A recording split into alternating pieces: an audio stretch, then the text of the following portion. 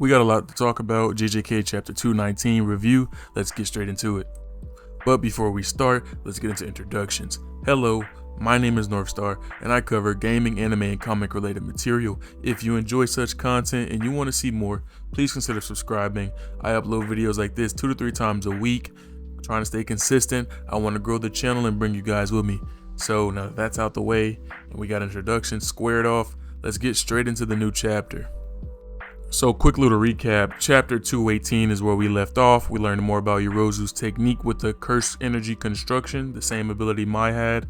And basically we learned about her time during the Heian period and how she used to study insects to figure out the best way to most efficiently use this technique. Because as we know, it takes up a lot of energy and it can be kind of ineffective if not used properly. So that's how Yorozou came up with the armored insect carapace, which she was using to fight Sukuna. And for the most part, she was doing pretty well. But ultimately, you know, it's Sukuna. It's not much you really can do in the end of the day. But still impressive nonetheless, right? On top of that, we learned more about Sukuna and his applications of how he uses the 10 Shadows technique. So if you remember from last chapter, we learned that Sukuna basically expands the range of 10 shadows, allowing the Shikigami to do more fluid attacks and more, flexible movements and abilities with the shadows, etc. But it comes at the cost of the autonomy of these Shikigami, meaning they can't fight independently of Sukuna without some sort of directions given or, orders given, unlike how Megumi usually uses it, where they fight independently of himself. So it's more like fighting a 1v2 versus fighting somebody who is using these Shikigami or these shadows as a, just an ability itself.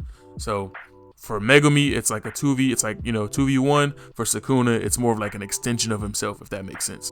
And lastly, chapter 218 ends off with Yorozou looking pretty banged up, her armor carapace cracking from the abuse she's been taking from the 10 Shadow Shikigami attacks, and then Sukuna dropping max element on top of her head, which completely destroys her entire armored carapace.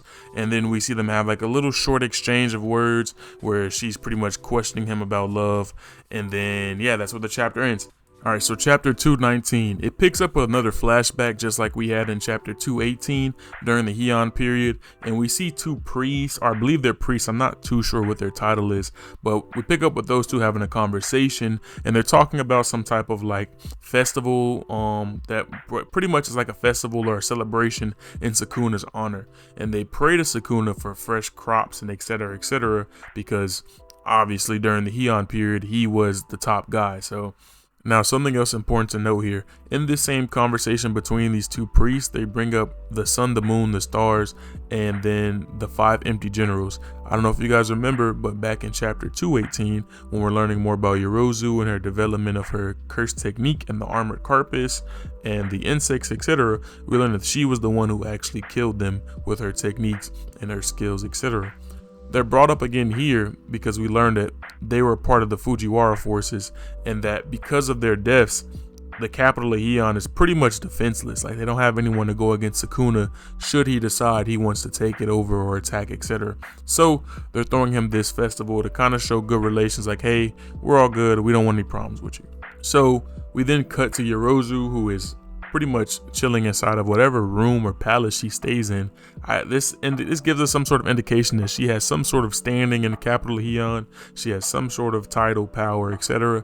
I'm just not sure what it is exactly. It may have been referenced before, but my memory's just hazy. But I don't think we actually hear about what exactly, her role was back then. We just know that she was a strong sorcerer. Anyway, she has a maiden or maid, I'm not sure what you would call the girl's title, but basically an assistant type figure, right? She's trying to get Yorozou ready. She's letting her know, like, it's the festival, you should be dressed, etc. Obviously, Yorozou has different plans because she decides to go greet Sukuna butt-ass naked. Now, obviously, we've seen art of Sukuna's real form before, but this is our first time seeing it in a flashback and just seeing it like just regular, just like how he would be in his day-to-day. And he looks crazy. He looks huge. Like, he's got to be like 10 feet tall. He has all 4 arms.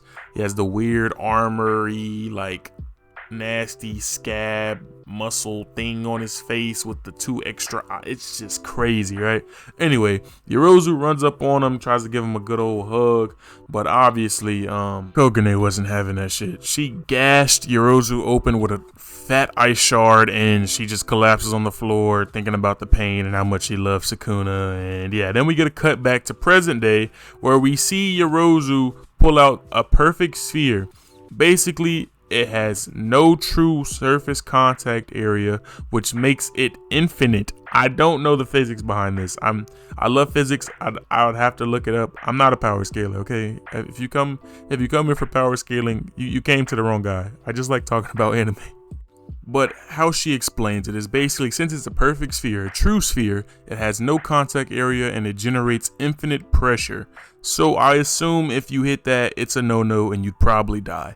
And judging by the crater and the trail it's leaving behind from it being sent forward, I'm assuming that it just eats up whatever it touches. It's kind of reminiscent of what Gojo's purple technique looks like. Anyway, she follows up by casting her domain expansion called Threefold Affliction, and she basically tries to hit him with a guaranteed true sphere attack, right? But she gets thrown off guard because he isn't summoning his domain expansion to counteract it. So she's like, hey, why aren't you, trying to counter my domain expansion? Because if you don't, the true sphere is going to hit you and then you're going to die. Why are you being like this? Well, that's because he is summoning General MAHORAGA. Now, I thought he wasn't going to summon him after thinking he was going to summon him, and in the end, whatever, I was right? Back in chapter 217, I was like, oh, he's going to summon him, Then last chapter, I was like, okay, maybe he's not going to summon him.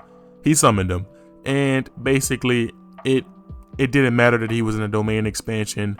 General MAHORAGA apparently can just adapt to being in that, and he just, literally, he touched the true sphere and didn't blow up. He touched it, and he touched infinite pressure, broke it with the blade, the blade that cuts through cursed energy, just broke it, just shattered it, and with that, the domain expansion. So yeah, General MAHORAGA, he hoed again, he did it.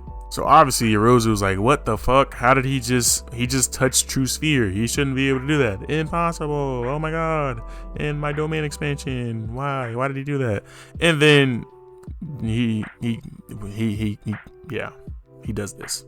Now, as Yorozou's domain expansion begins to fall, we hear Sukuna pretty much talk about how, oh, your cursed energy, your technique, your etc. I've already adapted to it. Now, when he says this, and as I'm recording this audio for this video, I just thought of what he did. Like I see what he did. I'm gonna explain it to you guys right now. Let's go back to this panel real quick, right? He has General MAHORAGA's wheel above his head. And if you notice, I'm going to zoom in for you right now. Look at what he's doing. He just smacked the wheel, the wheel that General MAHORAGA uses to adapt. So if you think about it, he's had that wheel on him the entire time they fought. And then in the next panel, we see him, summon the treasure, aka General MAHORAGA, and then we see like the little wheel illustration at the bottom with Sukuna shifting out and MAHORAGA shifting in. So what I think he means when he says he's already adapted to it is by him having the wheel on during the fight, he was able to kind of like pre-adapt to whatever she was going to throw at him. So once he hit the wheel and he spun it, MAHORAGA was already adapted to whatever Yorozou would already throw at him. That's my theory. I know it's poorly worded. I don't really know how else to put it, but that's what it looks like, right? It looks like he put on the wheel during the fight, and then the entire duration of the fight, he's just there. And then once Yorozou used her domain expansion and she's cast her move, he can just manually hit the wheel, cause it to adapt to her ability, and then General MAHORAGA comes in and he just destroys whatever, which is crazy to think about. Like, I think that's what happened. It looks like that's what happened, but I can't say for certain that's what happened. So here we are at the end of the chapter, the final 2 pages. Yorozou is laying in the crater. She's pretty much dying or dead. I think she's dying right here. And she gives Sukuna something. Don't know what it is, but she creates something for him. And then the final panel cuts to Megumi crying in the abyss by himself. So that can just leave us with the thought of, Sukuna probably just killed Yorozou, which by in turn means that he just killed Megumi's sister. So that's going to conclude chapter 219 review. I hope you guys enjoyed. If you have any questions, if you have any comments, anything you think is going to happen next, or anything you think happened in this chapter as far as like the adaptation reveal with MAHORAGA, like it's just so much that could be talked about within this, but I don't want to make this video too long. I want to try to keep the reviews within that little 8 to 10, 11 minute-ish area, you know what I mean? I feel like that's really good, a really nice bite size, help people get in and stay up to date without, you know, spending too much time out of their day with me just rambling on about the chapter, right? But anyway, I want to thank you guys for watching. Thank you. I'm going to be covering the chapters as they release, so be on the lookout for chapter 220, and we're going to see where the story goes from here. I'm excited. I don't know what's next. It's crazy right now. Like I'm genuinely worried for our protagonists as always when it comes to JJK, and who knows where we're going from here, right? But with that being said, thank you guys for watching. I hope you guys enjoy the rest of your day, night, whatever time it is, and love you all. See you in the next one.